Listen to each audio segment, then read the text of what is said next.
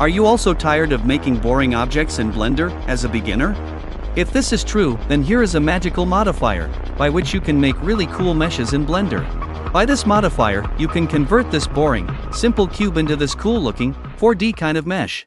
So first of all, you need to, as always, add a cube. Then add a sphere, which we would be using to cut the cube from inside.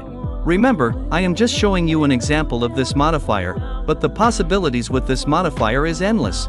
Shade this sphere smooth. Now, place the cube and the sphere at the same position, and then apply Boolean modifier to the cube. In the Object option of Boolean modifier, select the sphere. Scale the sphere a bit, in a way that it pops out of the cube, like this.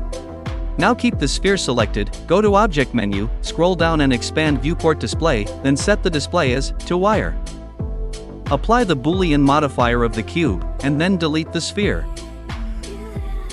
Your work is done now, but there is more in Boolean modifier than just this, so if you want to know more, you can always subscribe and comment.